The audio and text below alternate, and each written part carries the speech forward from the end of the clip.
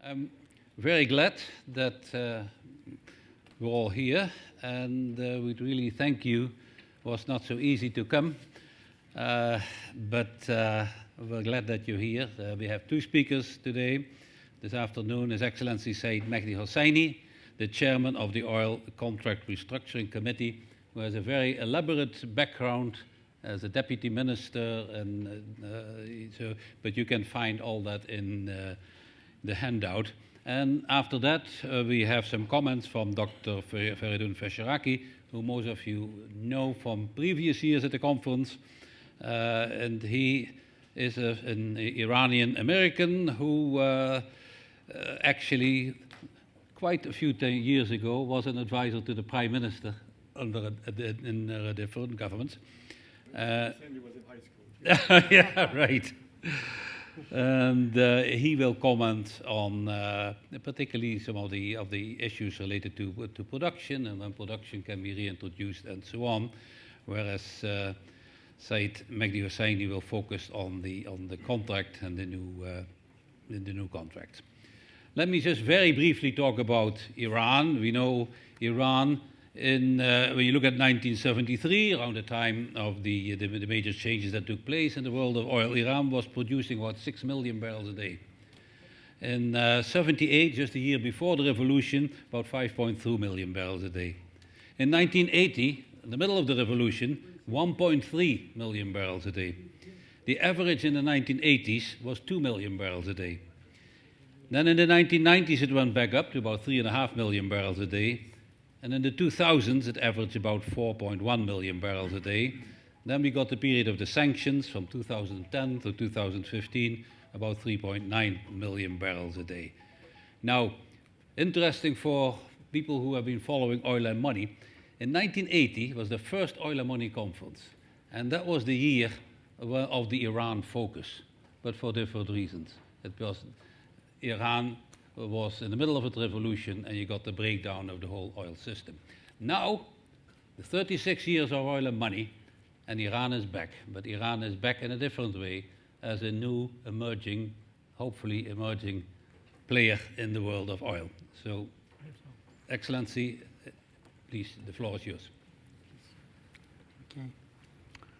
Okay. Excellencies, ladies and gentlemen, it's really and indeed very honorable time for me to participate in this very prestigious conference with so prominent audiences. And I have a good chance that my session is after lunch, and they will be all very sleepy, and I will not be facing these difficult questions. That's a good chance for me. Now is the turn of Iran. And I don't know whether my slide is there. If you look at my slide, you will see that the fish is jumping from smaller ball, fish ball, to the bigger one, which is exactly the idea that we have in our mind to do so.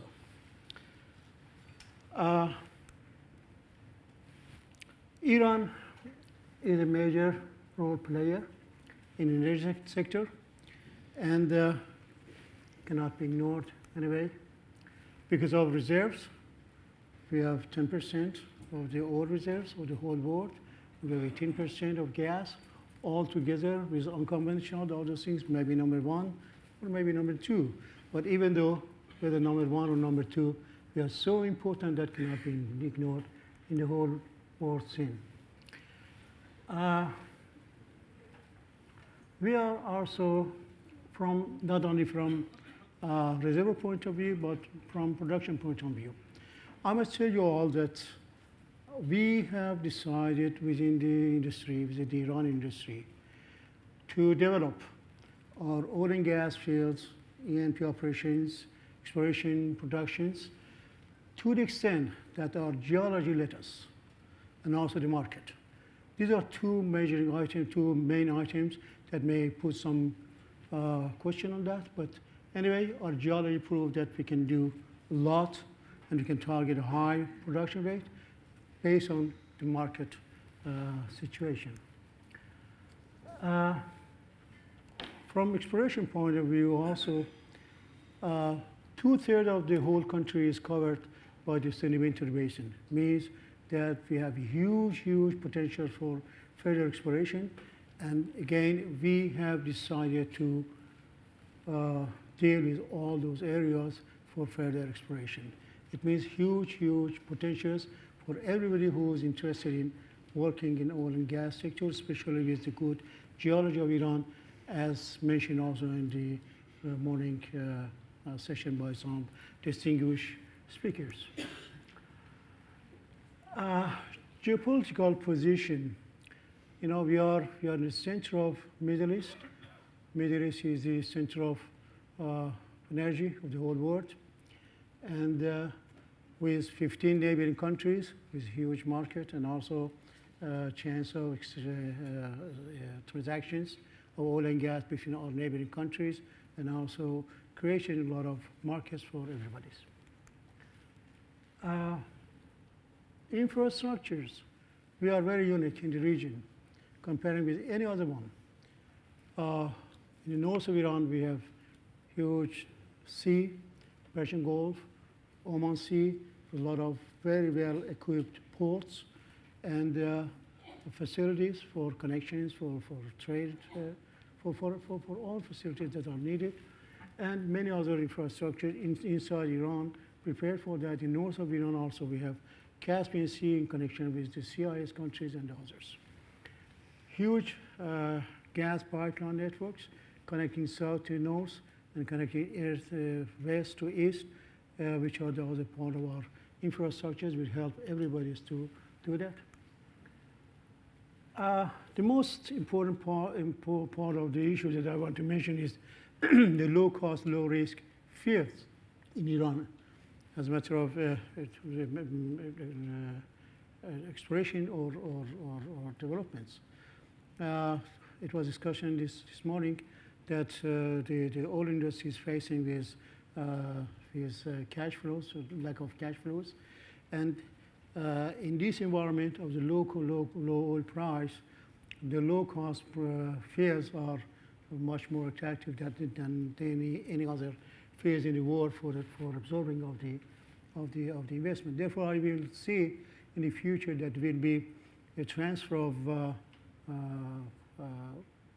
investments from somewhere else to this area, especially to the countries like Iran with so potentials. Well-educated experts. Annually, our universities' capacities are about 4 million. It means that 4 million people are studying in Iran, and they are coming out. We are possessing a lot of well-educated experts in different fields. Therefore, by the low cost of laboring costs in Iran, well-educated people, this will be another parameter to encourage the investors to take care of this issue. Political stability and safe environment in the region, maybe we are unique. And also qualified companies. Now, the Iran of today is very much different from 20 years ago, when for the first time the oil industry was open to the whole world. And we invited the oil companies, IOCs, international oil companies. They participated, they brought money, they brought investment and technology to us. And this helped us to enhance our capacities internally. And now we have numbers of companies in all sectors, service companies, in EPC contractors, engineers, fabricators, in the oil industry, onshore, offshore. The companies that they are capable to take the turnkey projects from A to Z these days in Iran. And that capacity will help anyone who wants to come to Iran and do investments. And that would be one of the other regions. And of course, the huge surrounding markets. That's another advantage that we have in our mind. Therefore, I believe that the world cannot ignore Iran's effective position in accommodating global energy needs, timely and adequate needs. this is something that I do believe that the world is the main world concern in the future. Because in the long run, let's say 20 years or 25 years, no doubt that demand of oil, as was mentioned this morning, will go up because of the world's economic growth, because of the world's changing of the standard of living and improvement of improving of the standard of living of the people, especially in developing countries, and also because of the population growth. United Nations statistics prove that the world in 2050 will be facing with about 9 to 10 billion people comparing with 7 of today.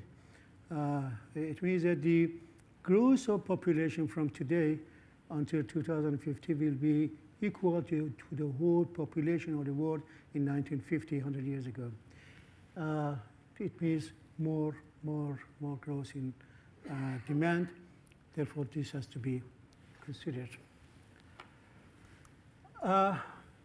Sanction, which was the main issue in our case, proved to be one of the reasons for depriving, under these circumstances, the world of access to one of the largest global oil and gas resources. Sanction also been the unjust moves against the people and not the governments, because these were the people that they were dramatically suffering, especially innocent people and the oppressed people.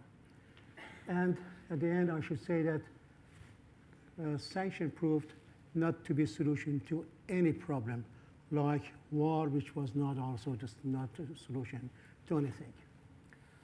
Therefore, I have been always of the belief that the world will come sooner rather than later to the same conclusion that they have to lift sanctions from the oil sector and not causing any problem for the whole world that are thirsty for energy resources. And because of that, we said, okay, if the sanction is going to be lifted, we have to prepare for the post-sanction era and starting a new chapter of cooperation with the oil companies. For preparation, we said that, okay, maybe the world is not happy with whatever we had in our mind, we had in our hands, which were the model of contract that we had in Iran, which was called buyback, and we had about 17, 18 years of experience with them, and we could see that where are the problems with this consultation with the IOCs. And therefore, we started to restructure the old contract.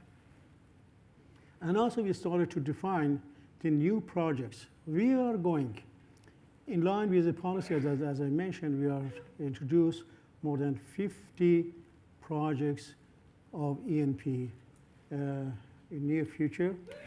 And we are going to have 2 different and in-line seminars, one in Iran in 21st and 22nd of November, to introduce our new model of contract in details and also to launch our projects to the whole world. About 20 exploration projects and blocks, extractive ones, plus over 30 development projects for our oil and gas. And also we are going to have another conference in London to complete our discussions, which were started in Tehran, to complete it in London in February next year. But a good cooperation with Dr. Para and his colleagues. Okay, what we've done for preparation of ourselves for a new era of cooperation with IOCs, the first step was restructuring of our committee, our contracts, which now we call it Iran Petroleum Contract, which shortly we call it IPC. In IPC, of course, if I want to say in details, it takes a long time, and I don't have that much time. Therefore, I just refer to the main part of this and main ideas of these issues, of this model contract. Our approach to this new model contract has been these items. win-win situation, which something that was criticized in our last model. Alignment of the parties' benefits, and also sustainable approach. Our approach in buyback, the last model was very short time. Now we are talking about long term of cooperation between ourselves and the other companies, partnership, efficient operation. And also one of the things that we are looking for is good technology transfer in order to internationalize our local capacities now that became now very much mature in their expertise. The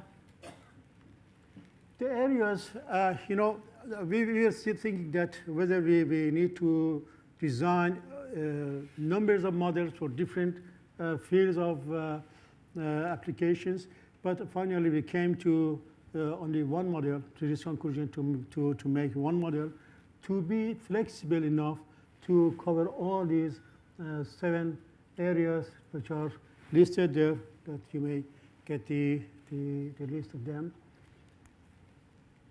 The other points, comparing with the last model, which I brought in the buyback, IPC is different, which is our new model is the integrated one.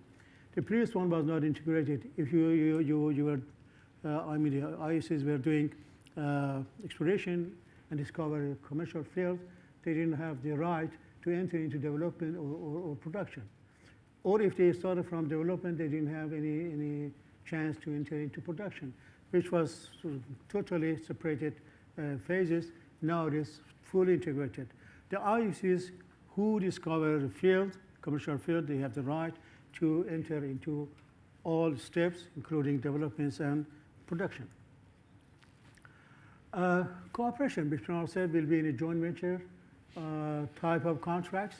Joint venture with the idea of transfer of technology and management skill to Iranian, less direct intervention of ourselves into day-to-day operation of the operators, more financial transparencies, and also more efficient operations.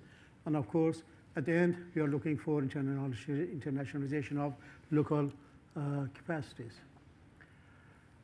And as you see, I've compared buyback with this IPC, and as I mentioned, now is integrated, and therefore you can the ICs may enter into different stages automatically if they discover the field.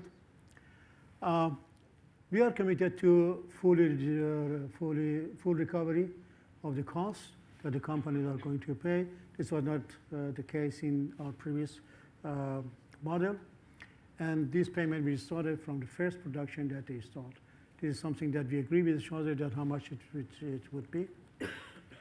The term of contracts are long, 20 to 25 years from development period. In addition to that, the term of contract for exploration will be added as long as it may take, maybe 7 to 9 years even. The companies are allowed to do that in different stages. And if I want to summarize all flexibilities that we have in our model, there are flexible in development plan. In last model, there was not so flexibility. If we had one development plan, they had to complete it to the end. It is annually could be revised based on the performance of the fields. Recovery of the cost will be started from the first production date. Annual work program, as I said, annually we'll look at everything and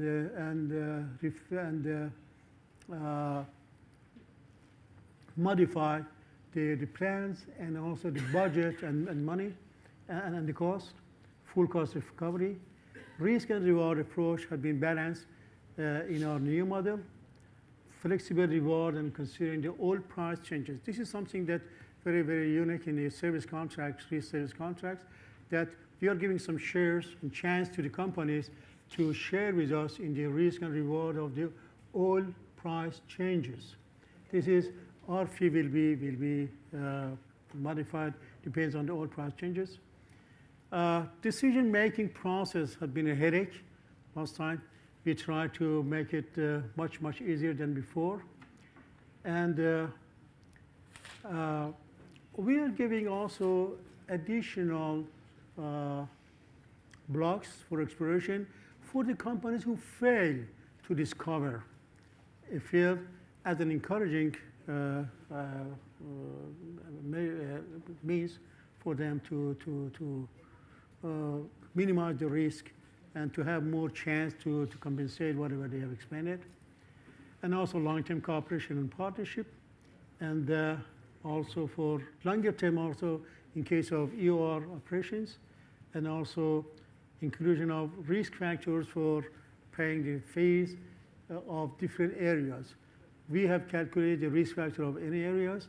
Therefore, our fee payments to the companies will be flexible due to the risk. Therefore, risk as reward try to be adjusted. And thank you, very short introduction. And I hope that I can answer your proper questions. And if no, then I will be much happy. Thank you. Thank you very much, Excellency. Fereidun, I'll ask you to have some comments, in particular on how you see what, because you're more knowledge than most of us now on the contract, which has not yet been fully completed, as I understand. But whatever your knowledge is, how does it compare with other contracts that are now in new areas around the world? And when do you see really production coming on stream, following, let us assume, later this year, the international sanctions will be lifted? So how soon after the sanctions are lifted do you see production coming on stream and into 2016, 2017? Thank you, Herman. His Excellency, we're talking about speaking after lunch, and you may be sleepy. I often speak in Asia. In Asia, when I speak in the afternoons, everybody's eyes are closed, but they're actually listening. In the Western world, the eyes may be open, but they could be asleep. So when people are looking at you, you don't know whether they are here with us or not. I wanted to add a few words on the issues of the contracts. Actually, the contract, the details of the contracts are still confidential. They haven't been finalized, so I can't make any comments because I don't know what they are. But I know that they are supposed to be better than many competing countries. My expectation is it would end up to be better than Iraq, better than Mexico, and better than some neighboring countries. Time will tell, but there is an effort to create more incentive for the international investors. I would like to talk about a few other issues relating to non-upstream production, non-contract issues, which are also very dynamic. You know, the opportunities in Iran are endless. If you look at anything from the upstream, downstream, midstream, every stream, I mean, this is really quite amazing opportunities.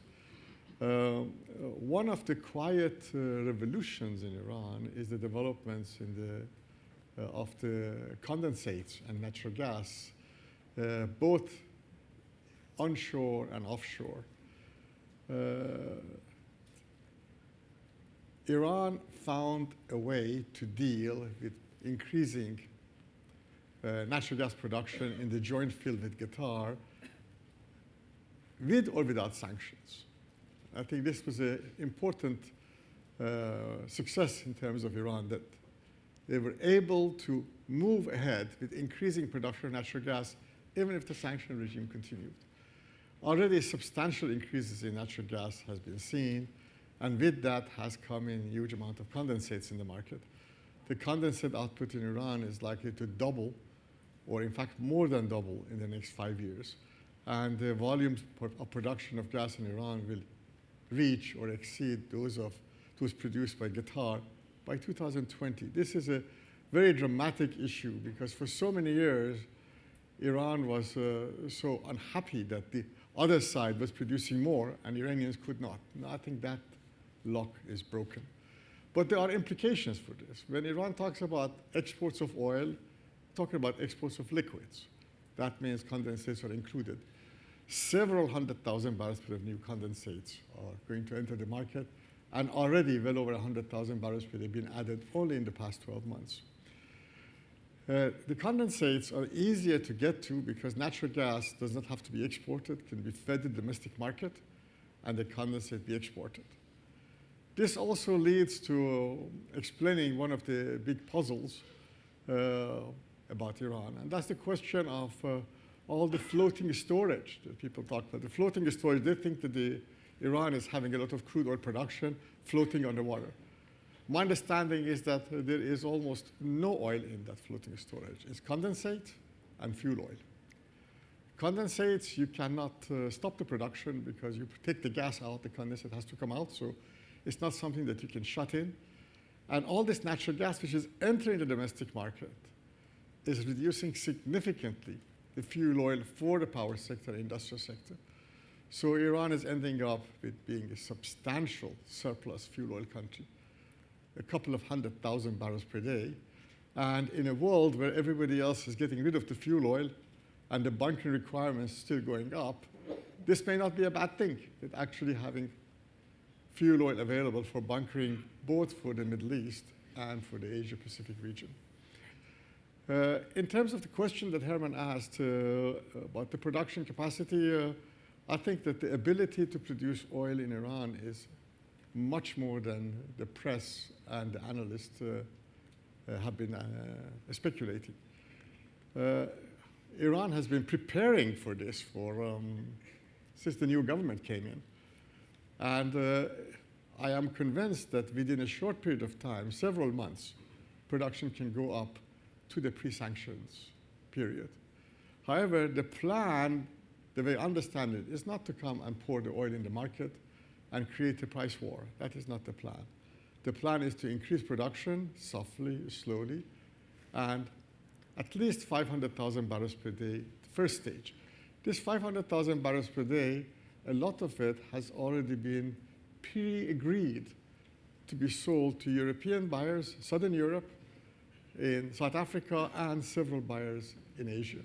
So this 500,000 barrels per day already committed comes in the market, and that includes crude and condensate, and gets easily absorbed in the system. How you sell the rest of it, I think the expectation is that as the demand goes up, gradually that volume will be increased and sold. But there is no intention of creating a price war and a decline in price. Nobody wants to be blamed for lower prices. And I think that's, there was a, some of you may be following all the discussions in the Iranian parliament, Majlis. They are as bizarre often as some of the things that you see in the US Congress. But some member of the parliament got up and said, we have to put the oil minister on trial because he's not trying to raise the price of oil, as if it's in his hands. But it is, in that environment, nobody wants to be responsible for a decline in the price of oil, certainly. So I think the entrance will be soft and be measured and be with the customers pre-agreed. On the product side, Iran is moving very dramatically to change the picture. The 3 condensate splitters are moving under construction. These condensate splitters are 360,000 barrels per day, the so-called Persian Gulf Star project.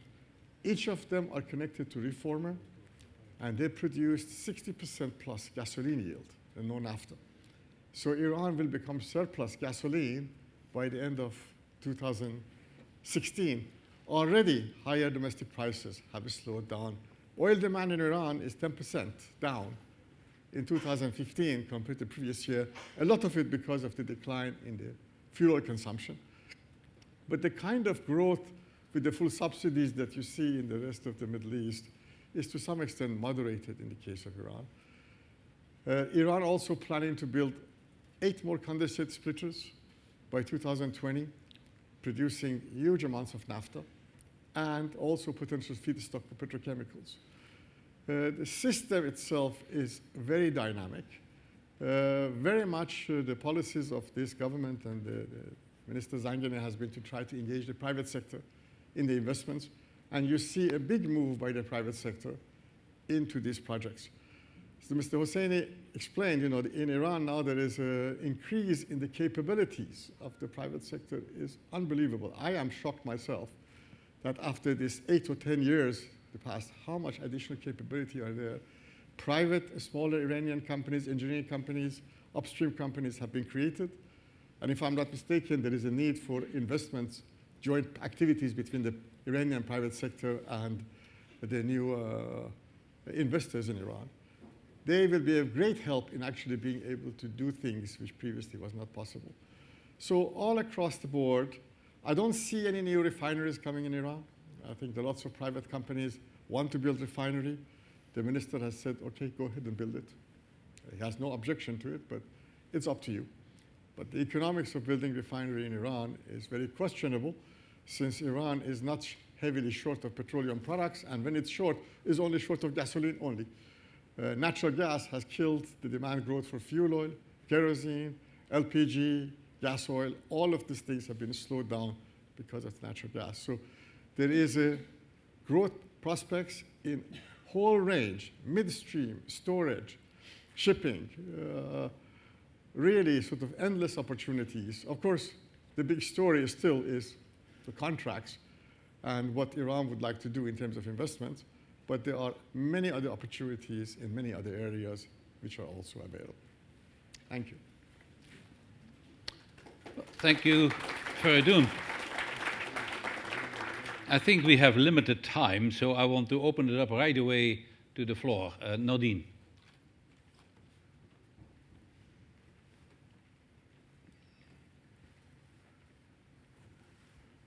Microphones have disappeared. Microphone here, the first row.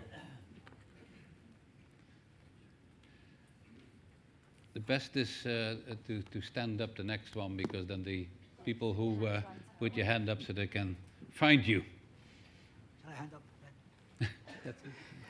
And identify yourself. Yes, Nordi Night Lausin. Good to see you, Mehdi. Last time we met, we were talking about how to improve the Iranian buyback contract. You recall? Fereidun said that this is an improvement on the buyback. Well, that's very easy, because in those days, buyback was considered to be the worst agreement in terms of relationship with the oil companies. I appreciate that you cannot divulge all the content, but I understand that it's been approved by the parliament. Yes. And couple of issues recalling the difficulties we've had in the past in dealing with the Iranian buyback arrangement. Do the companies have this right, the famous right to book reserves? And second, as it is usually the case when we negotiate or draft or prepare a contract on oil exploration, we tend to forget gas. Now, the principles that you have outlined, do they apply to an oil, a typical oil exploration production agreement, or how does it affect, the relationship with the oil companies as far as gas is concerned?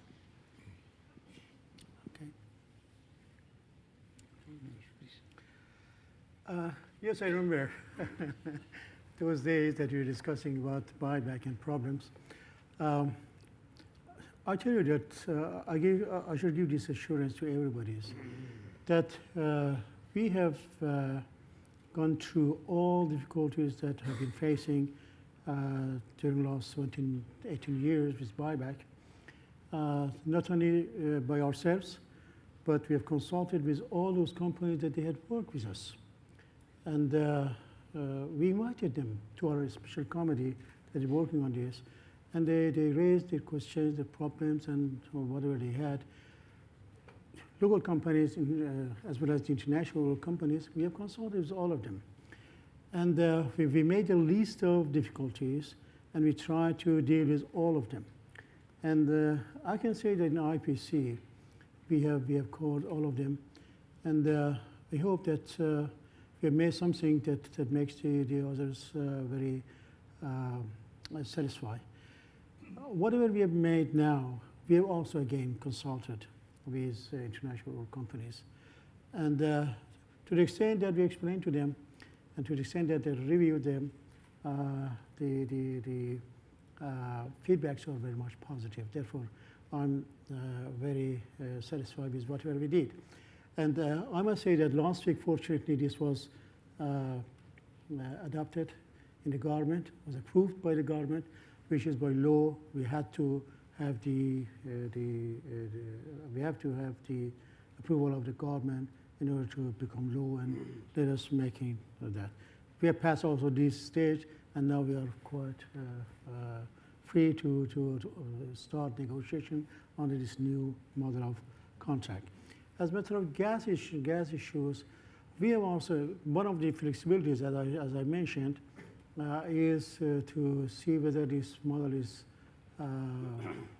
appropriate for the gas project as well, and it is. I must tell you that, for example, the fee that we are going to pay to the companies, as it is not the fixed one, it is flexible one, as I said, subject to many different parameters. But for the oil will be $1 per barrel as a profit to the companies, and for the gas will be for $1 for every 1,000 cubic feet of production of gas.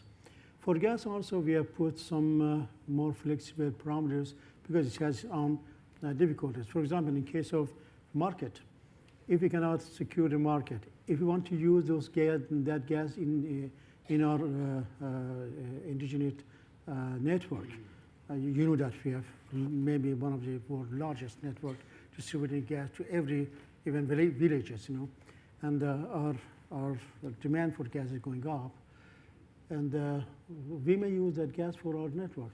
How we want to deal with the oil company if they develop our fields and produce gas and no gas to be delivered to them? If it is exported, it has very easy to deal with, but if we use ourselves, it will be different, and we are providing all our assurances to them that they will compensate it for the same period. Therefore, it's appropriate also to be used for gas. I think there was a question there, yes?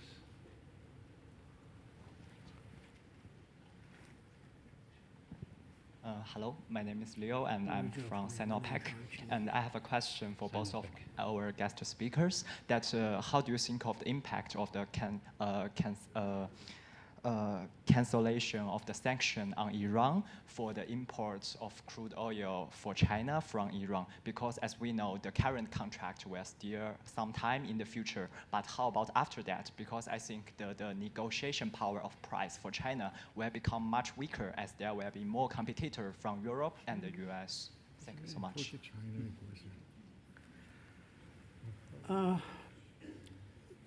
You know, in our new projects and also our new policies, we are not talking about the nationality of the companies. We're not talking about Chinese or Europeans or Americans or whoever. Quality of the companies and quality of their capabilities will be the main parameters in selection of the oil companies for cooperation with us. Therefore, depends on the projects, depends on the capacity of those companies, financially and technically, and how much they can add to us.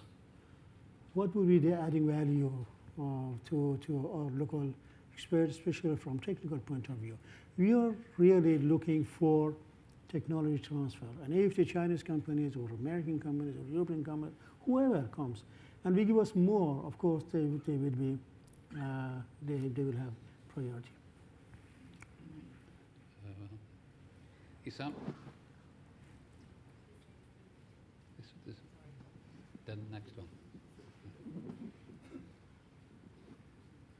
one. Mr. Hosseini, you said at the beginning that the level of development will be determined by geology and not by market. Both. I said both. Well, even both. Aren't you risking the possibility of having excessive spare capacity that might lead also to lowering the prices?